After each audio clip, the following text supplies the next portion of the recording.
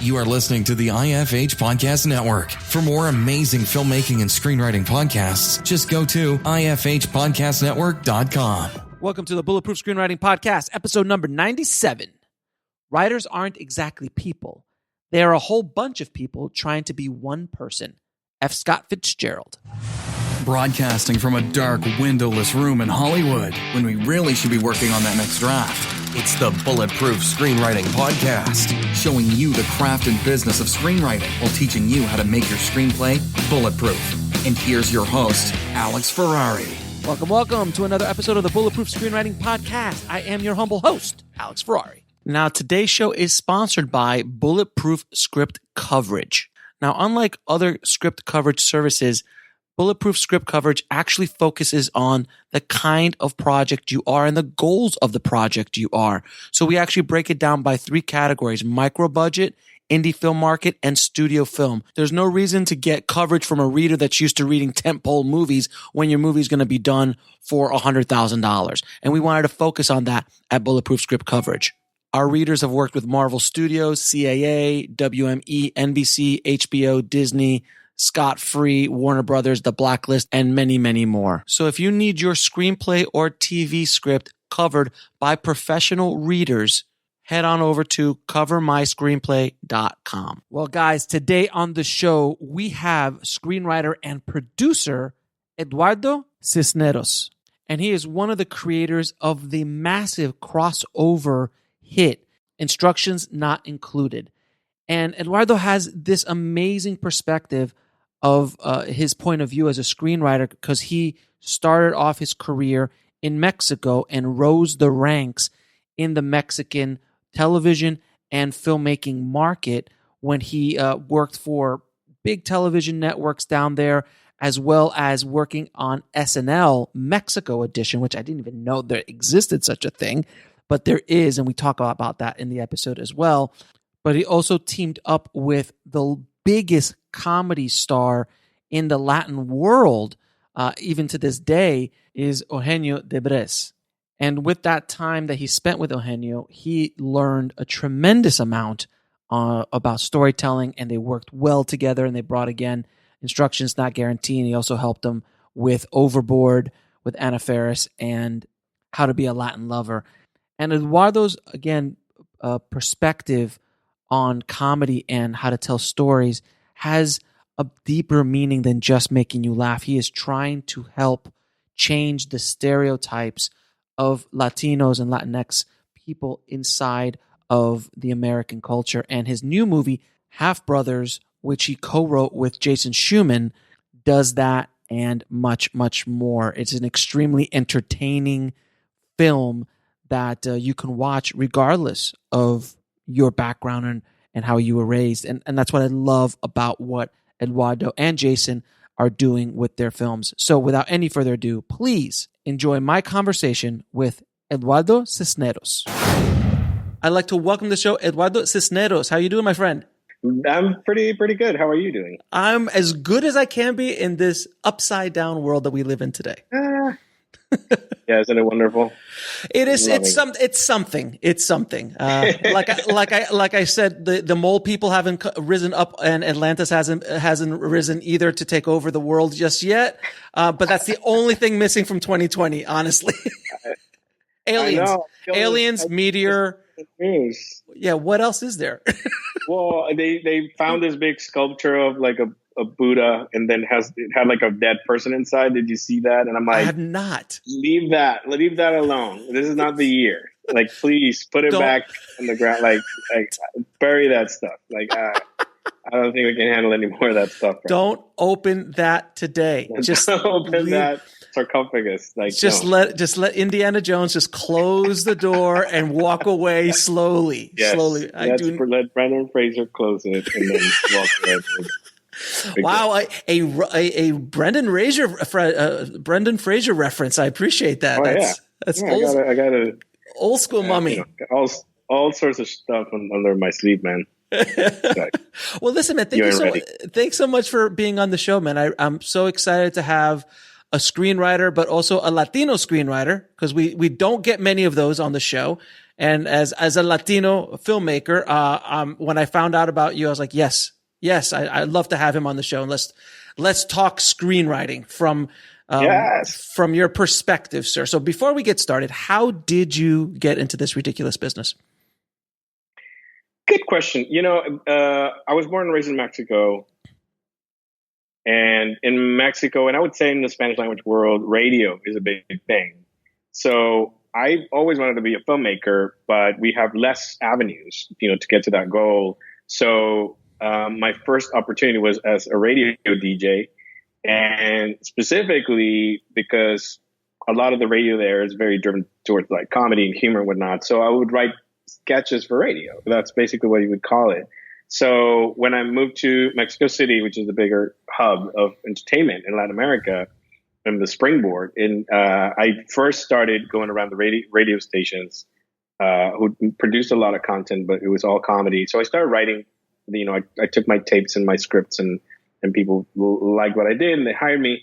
And I happened to cross paths with one of Eugenio Derbez's staff writers, and Eugenio was already at the top of his career and he hasn't climbed down since then. But it was I would say the first peak on the series of peaks. So I was fortunate enough that because of the funny stuff that I'd written for radio, then I was brought on to write TV.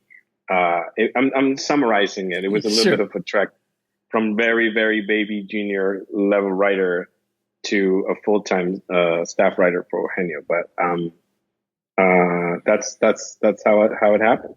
And generally it's not the overnight, like, just one day I got this and the next day I'm a staff writer. It just kind of worked out that way. Now, what is it like being a staff writer for Eugenio and also in just a staff writer, because you're a staff writer basically for anything he does, or was it a specific show? How does that work?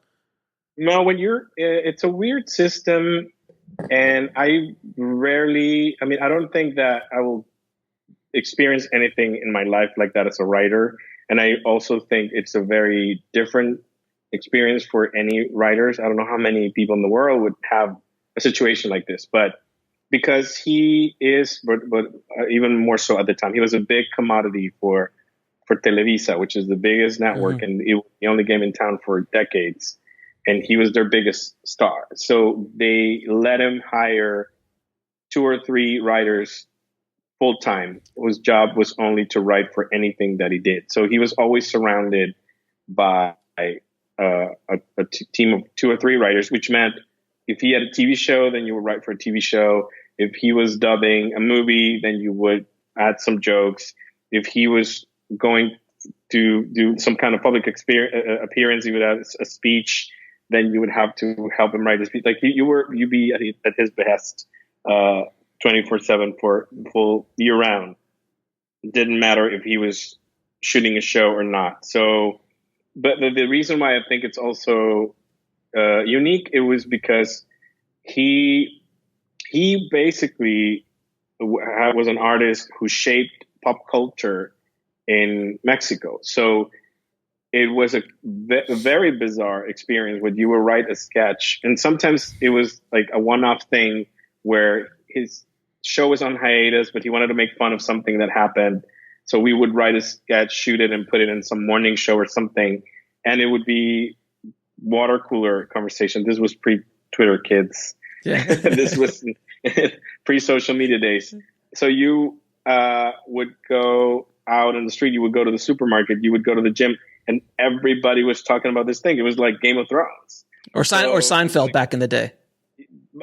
I always tell people that it was the most similar thing with Seinfeld, because Eugenio was not only very commercially successful, but he was also admired because his brand of humor was very different and very observational and smart compared to other comedians in Mexico. So that was very bizarre. And we had another taste of it when Instructions Not Included came out, and we get to that in a minute. But I was in Mexico City working on another project with Eugenio when Instructions Not Included came out in Mexico. And I decided to live a more New York style way of life. I ditched my car and I would take public transit to the office every day.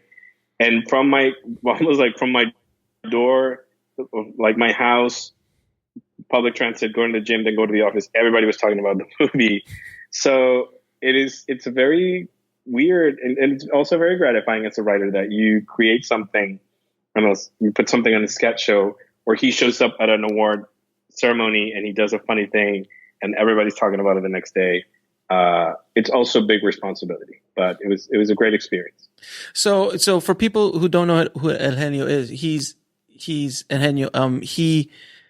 He's like you said, a cultural icon in Mexico. Mm-hmm. And then he has crossed over. He's done movies like Instructions Not Included, like Overboard. God, who was with what's her name? Anna Faris. Thank you, Anna Faris. Yes, which was a remake of an old Kurt Russell, Goldie Hawn film back in the '80s. And he's actually he's been in a bunch of American movies, so he has definitely crossed over. So the equivalent. So for everyone listening, it's the equivalent of you getting a staff position with Seinfeld in the height of his powers in the '90s, basically, where anything you wrote, people saw and were talking about, and you were just there in that hurricane in the center of the storm. And it was a weird experience because the truth is I was barely out of college. I was very young. I was in my early 20s.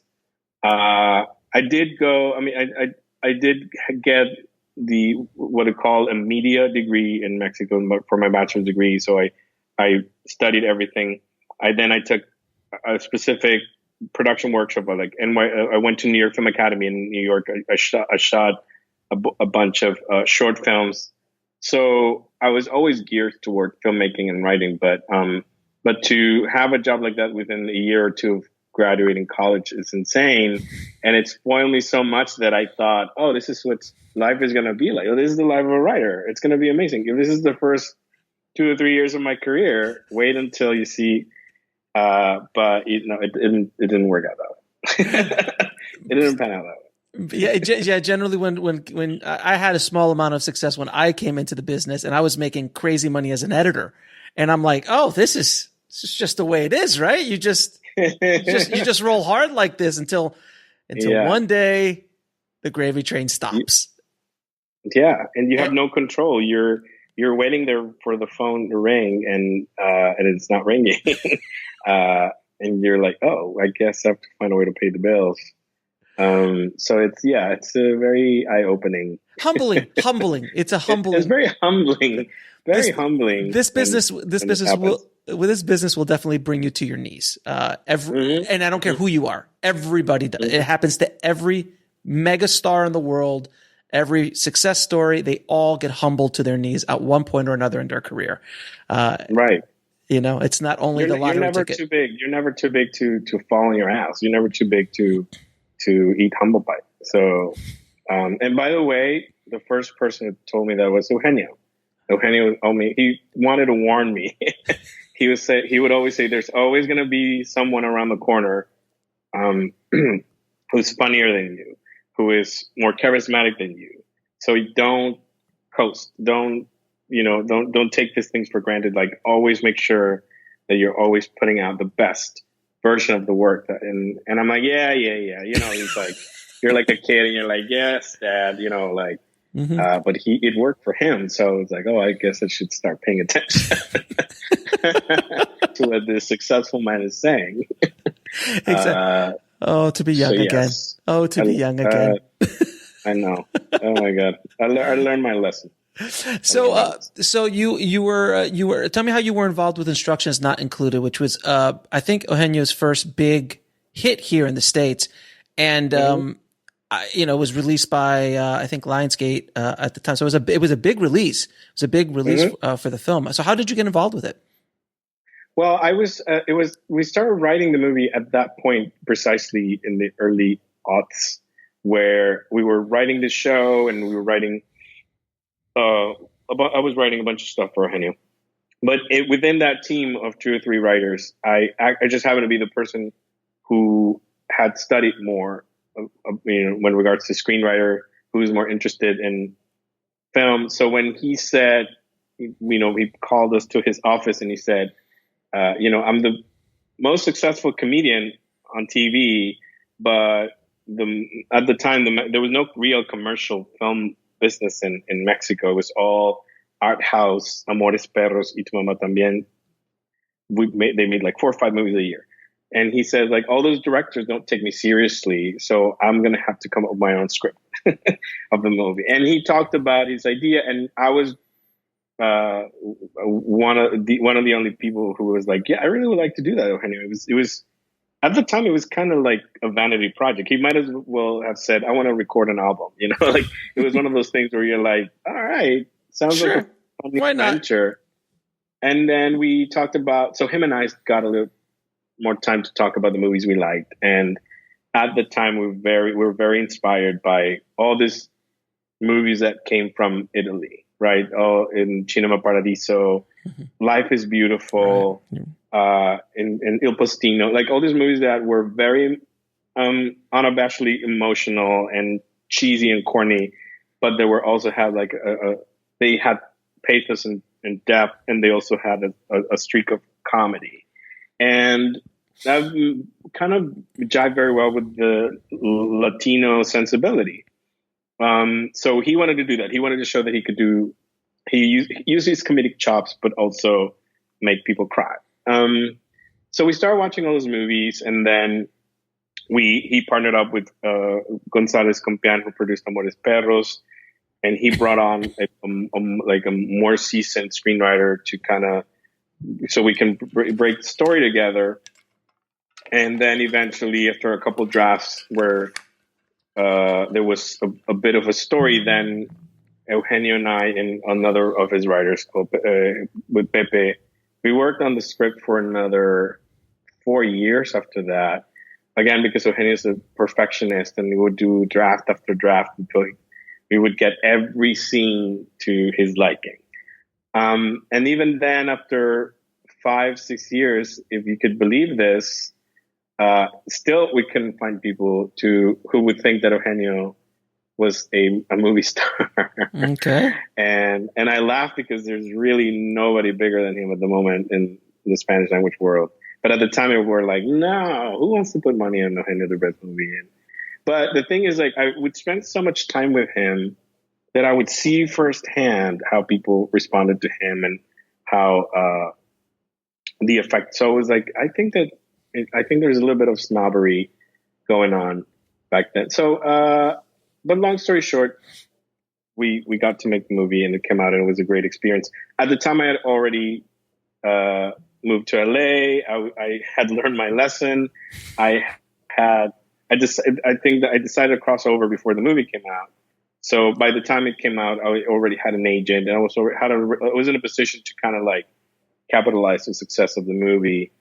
But I'm thankful that it came out when it did, and it did the way it did. Yeah, it was a huge success, especially in the Spanish speaking world here in the States, but it also found a bigger audience. It's not just the Latinos who went out to see it. I mean, a lot of other cultures have seen it because it's just such a beautiful film. It really, really is a beautiful film. And my wife and I just loved it when we saw it.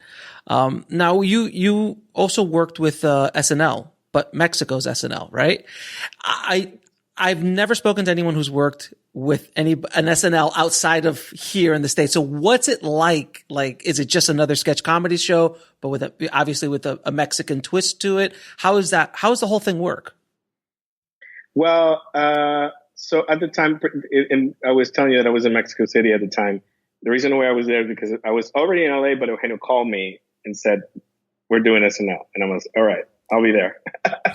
So he relocated me to Mexico City to work on this project, and he got the rights. He got the rights to do the SNL franchise, which I didn't know existed, by the way. I didn't know that SNL had turned into this thing where they had an SNL in Korea, Brazil, and they have one in Spain, which, funny enough, it's on Thursday nights. But hey, each one. That's amazing. That's amazing. Yeah. But so because they've done this a few times now, Broadway Video has a whole system to kind of train you to do this, and they explain the process to you. and then you sit down and watch this video of like behind the scenes of step by step how to put the show together. And then when we turned around and tried to put it together, they sent Horatio Sands to work with us along the way. They also sent somebody from Second City to make sure that we were kind of building upon all these tenets of improv comedy that are the core of SNL. And it also happened that, so when I moved to the US and I tried to cross over, I was hoping for things to go as quickly and as well as they did when I moved to Mexico City. That was not the case. So I said, you know what, I have to prepare as much as possible. And I went to NYU and took a bunch of screenwriting classes. I took every class that I could. There was a thing called Media Bistro. I don't know if it still exists, but I would went to this simulations of writers' room that they did with real writers from The Simpsons and whatnot. But one of the most important things that I did was take improv. And I joined UCB. I completed the program. I joined a couple teams. So I was one of those annoying people who would go "Hey, you're gonna come watch my improv show." That was me. I was that LA guy. At least it wasn't a one-man show. I mean, this is an improv show because there's the improv show, and then there's hey, can you come see my one-man show? You're right. And I have been to an LA one-man show or one-woman show, and it's kind of like a rites, a passage of rights here in rites of passage. Yeah. LA. Yeah, I think I would still. I think if I have to choose, I would rather do the band because at least you're well, it's music. They can always play a cover song or something. But yeah, sometimes the one man show, it's the one man on stage, just another one man in the audience, and that's it. Right? It's a show for one man. That's what it is. Exactly. So that's no, it was not one man show. So because I had that training, I was also able to transmit some of that because there is very little improv comedy in Latin America and in Mexico. It's growing more, but at the time, this was a few years ago, there were very few improv companies there. So I had improv training and I used that. So that was a great experience. And a lot of it was being truthful to the brand, which is being topical, which is being political, knowing how to capitalize on whatever's happening at the moment. So it was a great experience. It was a great experience. Yes, that sounds awesome. Now you've written a lot of different, comedy and characters. What is, especially in the feature world, or even in scripted television, how do you create a memorable leading character for comedy?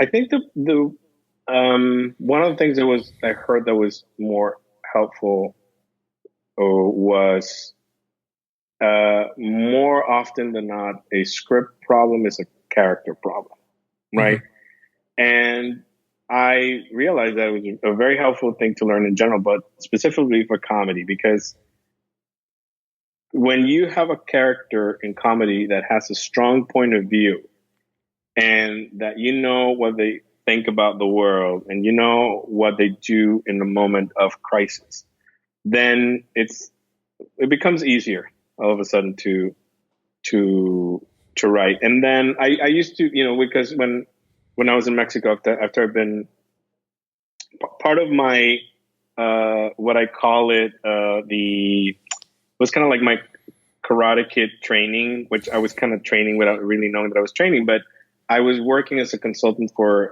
Sony Television in Latin America, and part of my job was to do something like you see the Everybody Loves Raymond documentary with Phil Rosenthal. Yeah, goes to Russia. Yeah, it was so great. So great. So I was working exactly with that company, doing exactly that, but for Latin America, I would take The Nanny or what have you, right?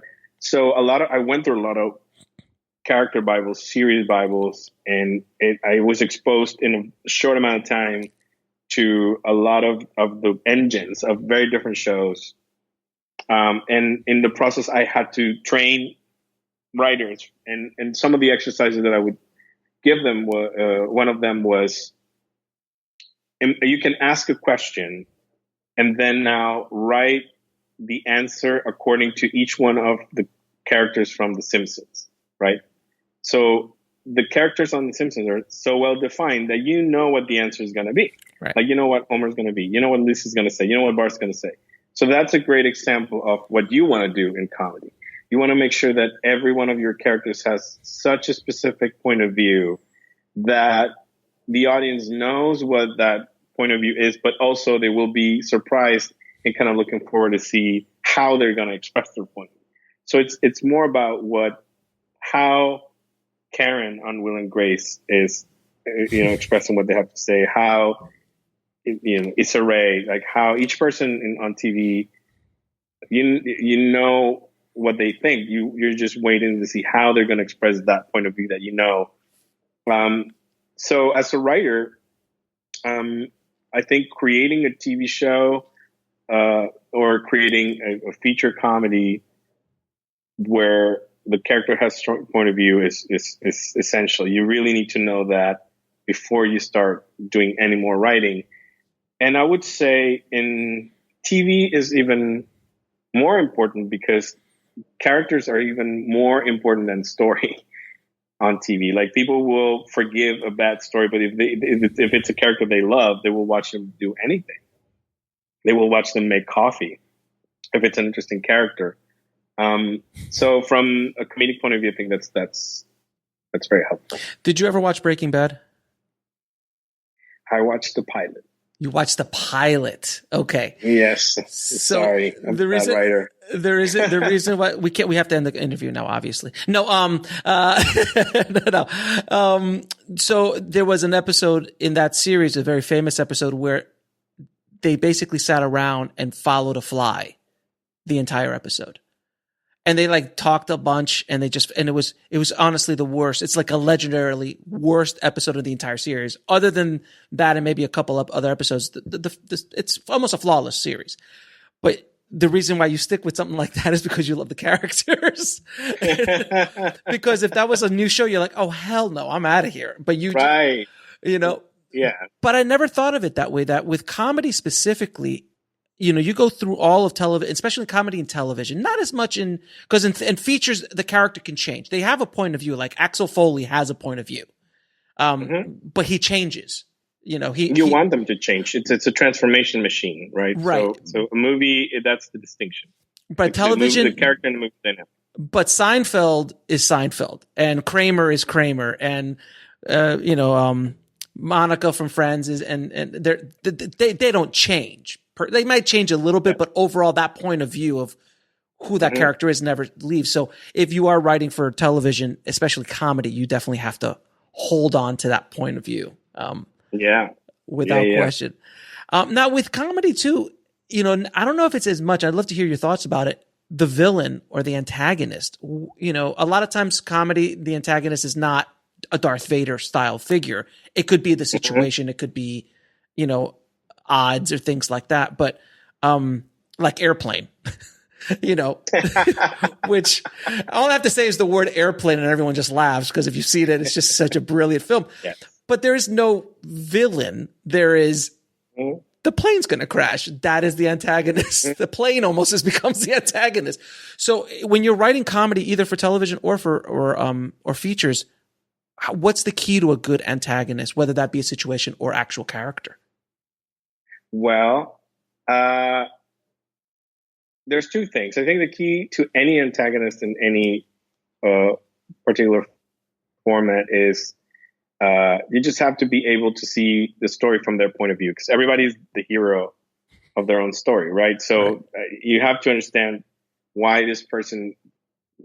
Nobody does things to be evil, right? Unless you're really writing that show or writing that cartoon. If tonally that's what it is, all right. But for the most part, for a TV show, you would probably want something that is more grounded and like, why is this character doing what they do? Why do they see themselves as the hero of the story? But even going further than that, I think that in comedy, the the main antagonist is always the main character. They usually, in comedy, the reason why we laugh is because we see that this person is undermined by their own character flaws, right? So if you think about the comedic version of, to your point, like the airplane, it's not the airplane's fault that all these people are idiots, right? So it's the same thing that if you're in a car with four comedic characters with strong point of view and they get a flat tire, you know that because they're incompetent or because they have such character flaws, that this thing is just going to snowball into everybody walking 3 hours in the desert. You know, like if they didn't, if they didn't have these character flaws that were undermining them at every step, it would be Jack Bauer, right? It'd be like 24. It'd be people who are like fixing. I think usually in comedy is a way for us to highlight how in life we are the first person to step on our own toes, right? So yeah, so that's, I mean, it's the Roadrunner story. Like he's in the end is like, yes, the Roadrunners can be smart, but this guy's like so stubborn and in such an idiot. So and just we laugh at that. Right, exactly. And I always thought the Roadrunner was the villain personally in that film, in those shorts, because I feel for Wile E. so badly. Actually, and the other day on Facebook, I actually saw a meme where there was a coyote who actually had a Roadrunner in their mouth. They're like, "My God, he finally did it!" It was just so brilliant. Thank God, finally he did it. But that's interesting because.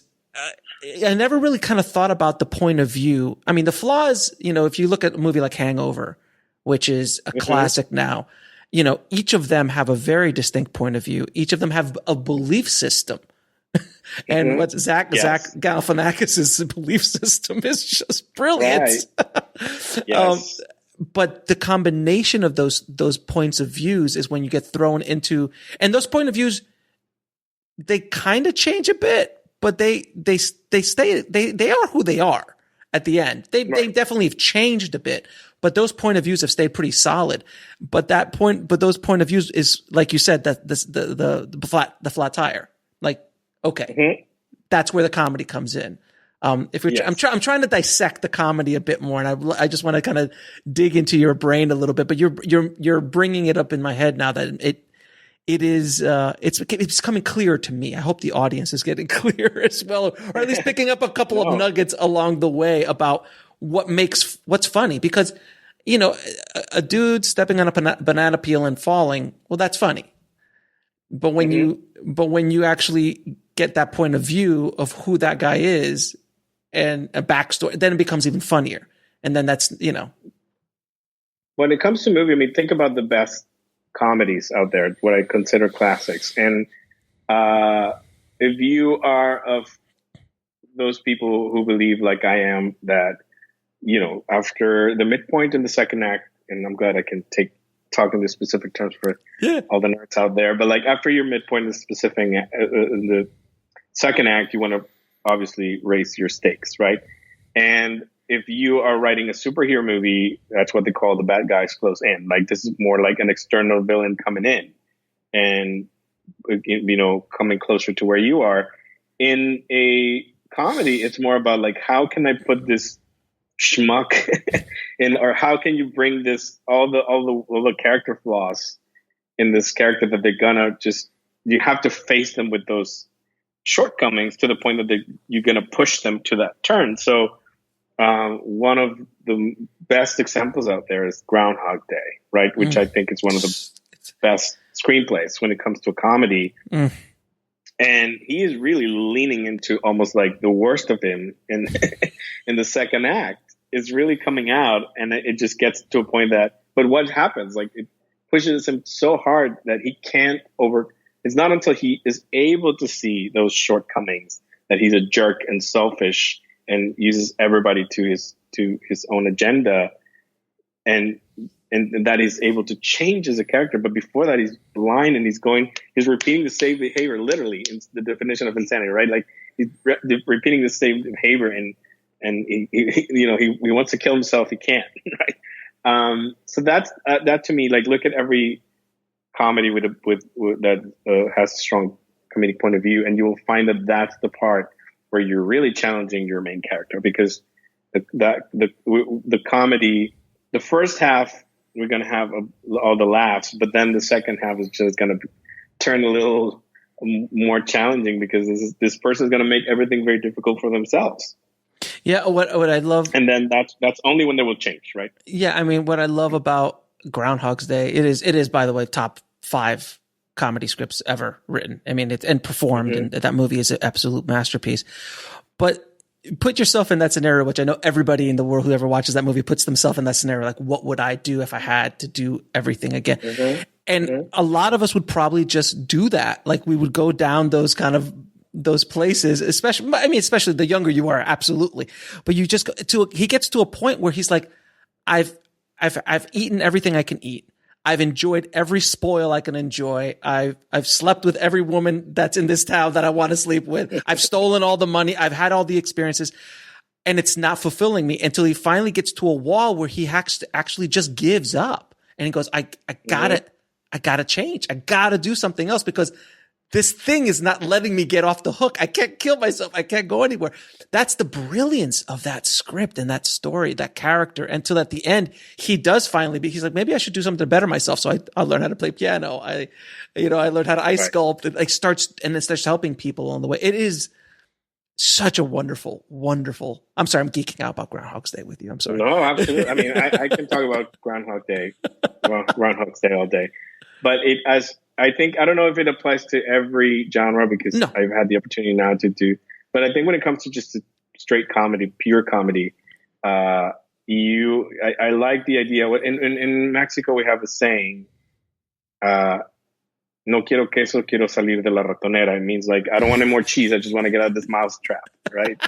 So to me, that's the moment where the character is like, I don't want the cheese anymore. Just get me out of the mouse trap. And I think Groundhog's Day is an example. And when you watch, everybody goes and watch Half Brothers, you will see, even in the trailer, you get an idea. This character that Luis Gerardo plays is very judgmental.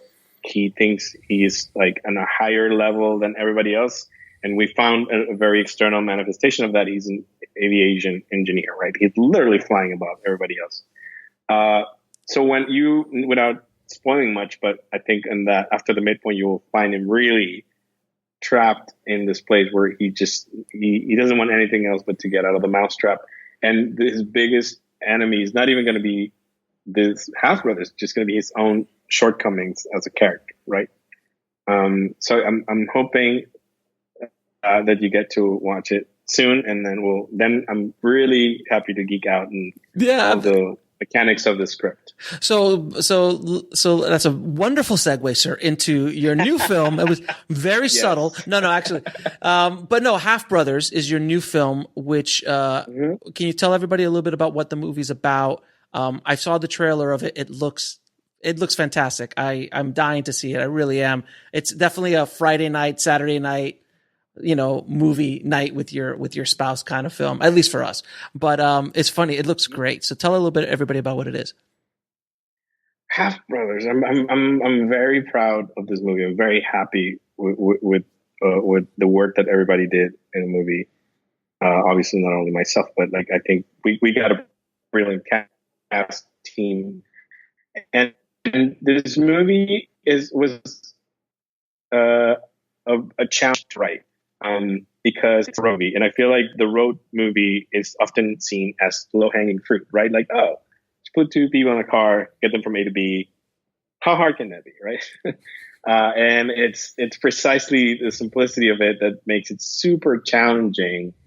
So I approach this the way I start approaching everything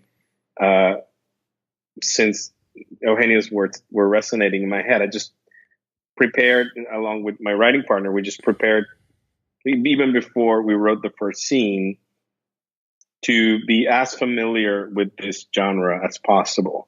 And we watched every version, from the most biggest commercial comedy to the smallest, more esoteric indie foreign. Like, we watched everything to see what worked, what didn't work. So that went behind and I think it was worth it.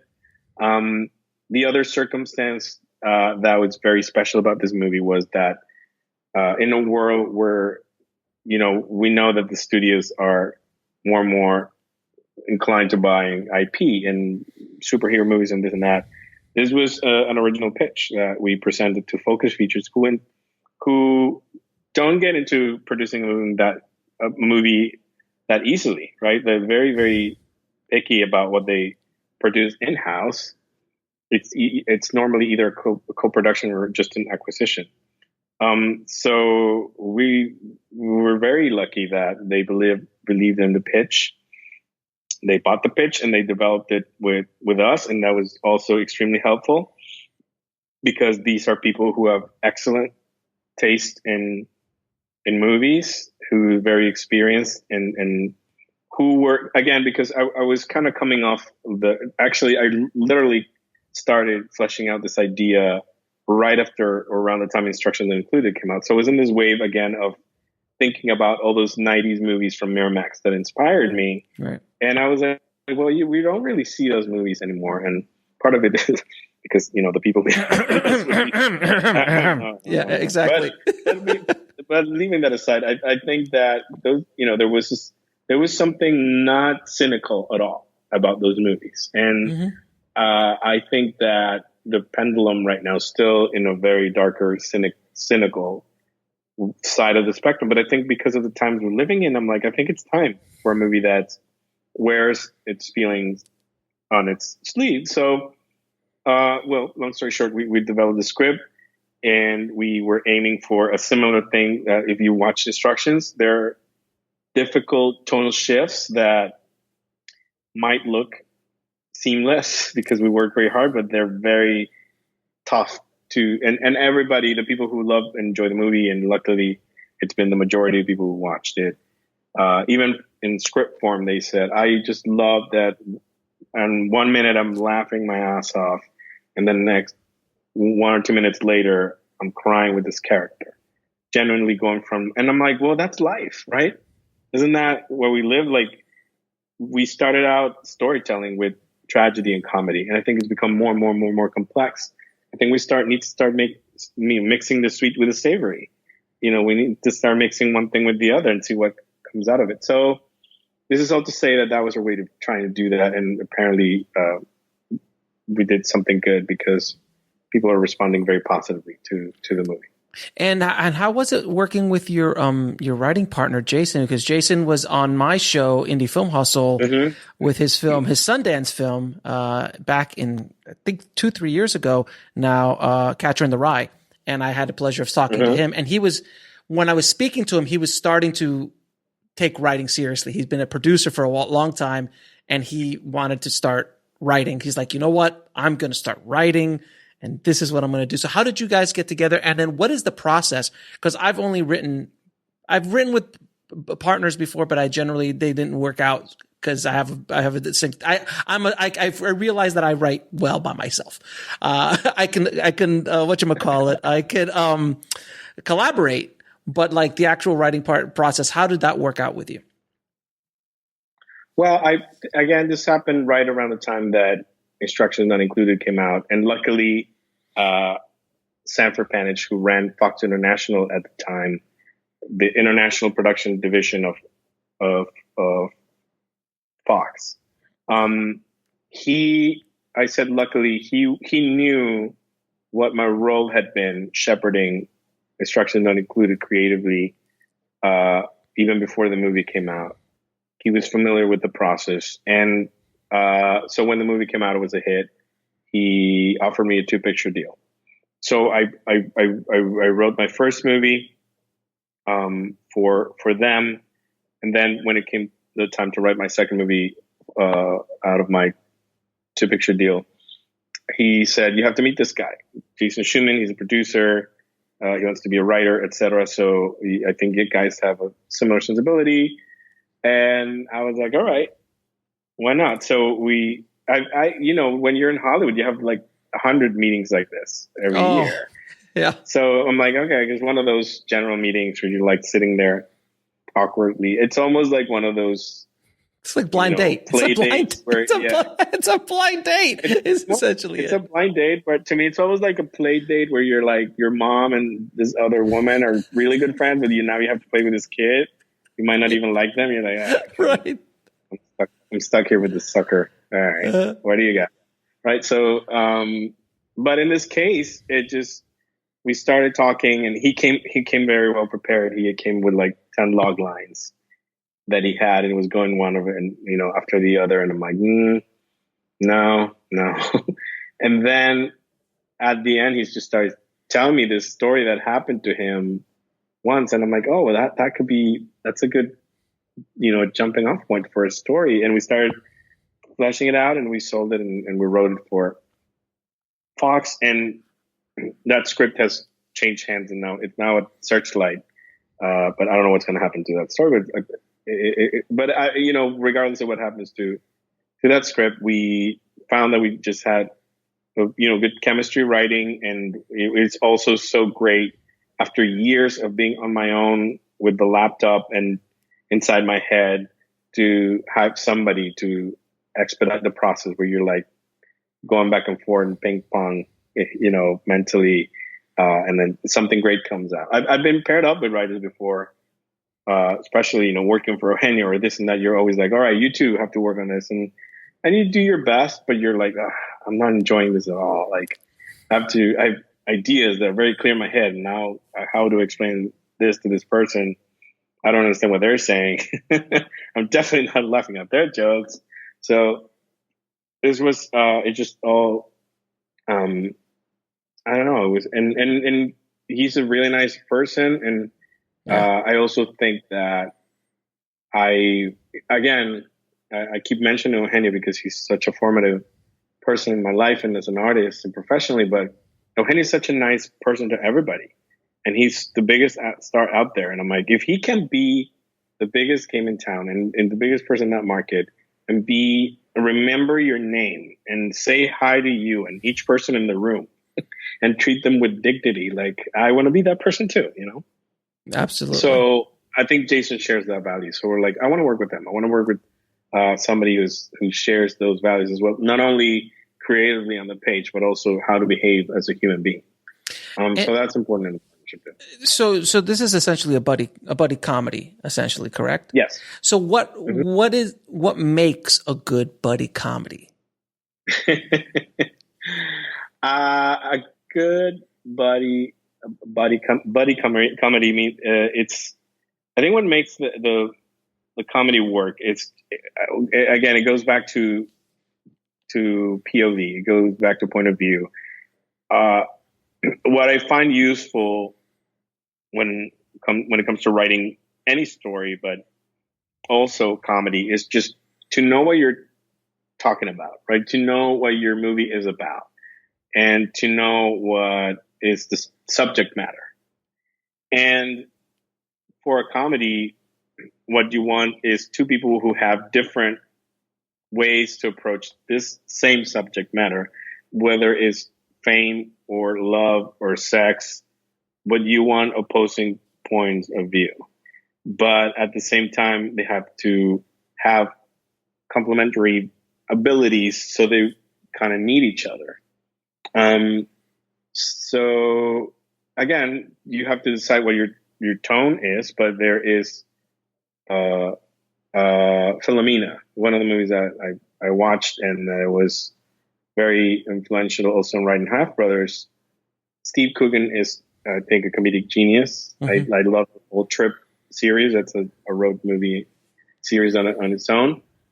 But what makes the movie even more than whatever their mystery they're trying to unveil is Judi Dench and her point of view. And she's this very quote unquote simple woman who's very earnest, and has all this faith, and she's superstitious, and this and that, and this super skeptical, cynical, snarky British guy who's Steve Coogan. And so the interaction of the two of them, whatever they do, they can follow the fly, right? Right. So I think that the sparks that are flying from the conflicting points of view I think that's what makes the comedy work. So something like 48 Hours, you have two different point of views with Eddie Murphy and Nick Nolte's characters, and Lethal Weapon, and obviously Half Brothers as well. Their point of views is very, very distinct. And you actually like the main character. When you see him, you can tell he's uptight. He's an uptight dude. And then you just put the complete mirror image of him. The other dude's like, what up? It's like very, very, so you just want to see the uptight dude get poked constantly. And it's even funnier when the other guy, I think it's funnier too, when the other guy doesn't even realize he's poking him. I'm like, I'm just doing me, man. I didn't mean to. Yeah. What do you mean it's wrong to run with a goat? Yeah. Just having the goat. Having the goat. That was beautiful, by the way. I love that. Like having a goat as part of like walking around with a goat is amazing. Yeah. Great image. But again, I think you're giving me a good opportunity to talk as an example of what is your subject matter, right? We were really trying to keep always in our sight that this was a movie about empathy. And about the ability to put yourself in somebody else's shoes, which Renato, the main character, completely lacks, right? He's very uptight. He thinks he's the smartest person in the room all the time. He thinks he's very hardworking, self-made. And obviously what life is going to give him is the chance to meet his half-brother who's the completely opposite, or what he thinks is the completely opposite, right? Because Renato was born in Mexico. His father left, never came back. Him and his mom had to fend for themselves. And he sees himself like a self-made man, and everything that he has is like because he busted his ass, and so he has no patience for excuses. He has no patience for people, no drive. And then lo and behold, he has this what he perceives as his gringo brother, this millennial kid who's like wants to be an influencer and make money really quick. And he's also a person with a lot of empathy. He's a little bleeding heart person who's like loves animals and the planet and is culturally sensitive, like all those things. So it's the right kind of person that will test his patience, and he would not be anywhere near a person like that if it were not for the circumstances of the movie. So that was a lot of fun to write. And when is the movie coming out? December 4th in theaters, in whatever's safe to go to the movie theaters. Right. There's also drive-in theaters, etc. I again, this is a movie that came out of watching all those movies that we talked about, all those films from the 90s, and a lot of it is a collective experience, right? Like a movie that's a little democratic that we can all enjoy together and share the laugh and the laughter, the emotion, the tears. So I'm hoping that people get to do that whenever it's prudent to do so, right? And that they find a way to enjoy it as a collective experience. And I'm going to ask you a few questions. I ask all my guests. What are 3 screenplays every screenwriter should read?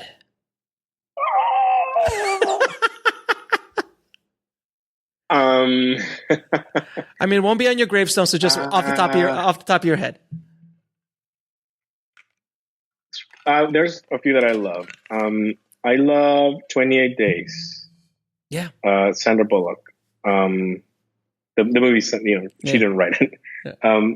This is Sandra Grant, I think, is the writer, if I'm not mistaken. That's a great dynamic character that I feel in script form, they do a great job of earning every step of her turn without hitting you in the head with anything, by using all these tools from AA and recovery. It's a very smart way to show you how this character is evolving in a way that they need to evolve. Eternal Sunshine of the Spotless Mind is another one. Well, I mean, Charlie Kaufman is a general statement. Anything Charlie Kaufman, I right? almost feel like, should I say that? And Groundhog's Day, obviously, we spoke about Groundhog's Day. Yeah, I'm almost deliberately trying to not mention movies that I already referenced, so I can get a little bit more room. But I mean, Casablanca, probably. And in the comedy, I know, no, it is a tough.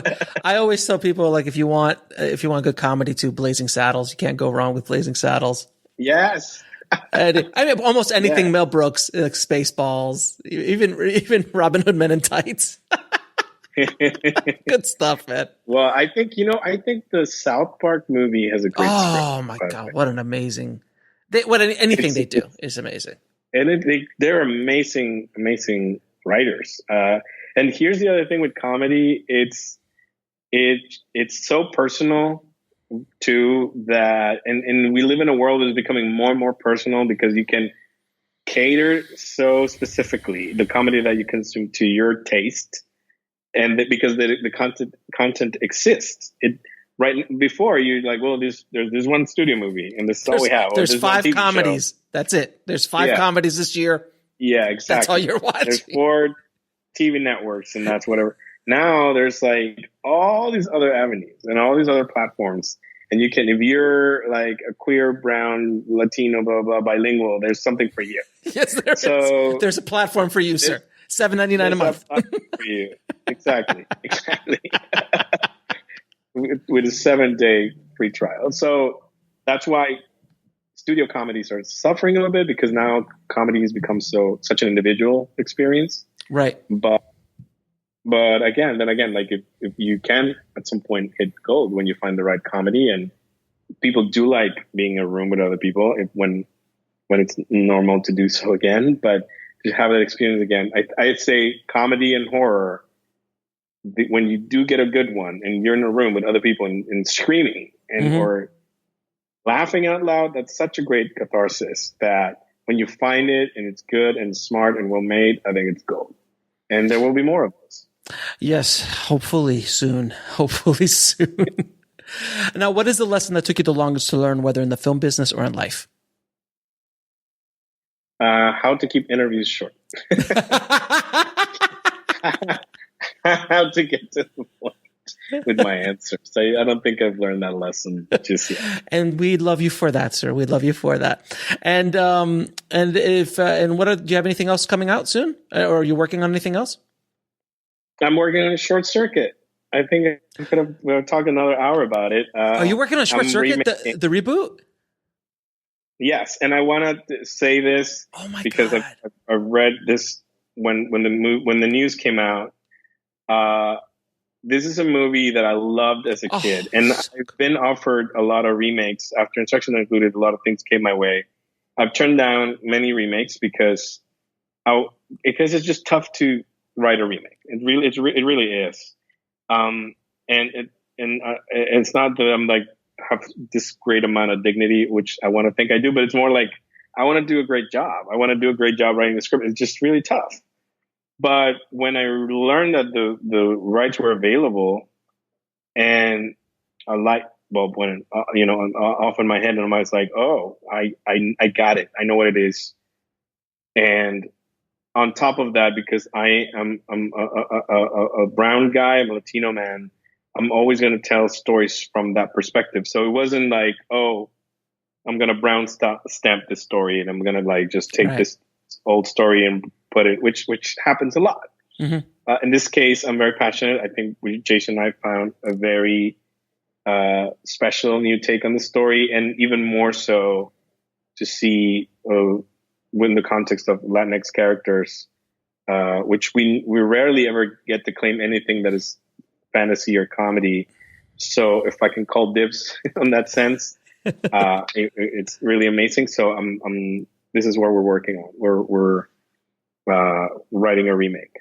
Well, I've spoken to John on the show, John Badham, the original director of the original Short Circuit, many times, and John's just a treasure and a wealth of knowledge. And I've told him so many times, Short Circuit's like one of my favorite '80s movie. Like when I saw that when I was what, fifth grade, I think, when I saw that. So it was like Johnny Five, oh my God, it was amazing. So I'm looking forward to seeing you and Jason's new take on it. It could definitely use with an update. It didn't age. It's definitely a movie of its time. So I'm really curious to see what you do with it. But thank you so much, Eduardo, for being on the show. I appreciate what you're doing. I can't wait to see Half Brothers, and I hope everybody goes out and sees it, my friend. Thank you so much. Thank you. I want to thank Eduardo so much for being on the show and sharing his screenwriting journey with the tribe today. Thank you so much, Eduardo. If you want to get links to anything we talked about in this episode, please head over to the show notes at bulletproofscreenwriting.tv/097. And don't forget to check out Half Brothers, his new movie, available in theaters as we speak, and hopefully soon available online as well. Thank you guys again so much for listening. As always, keep on writing no matter what. I'll talk to you soon. Thanks for listening to the Bulletproof Screenwriting Podcast at bulletproofscreenwriting.tv.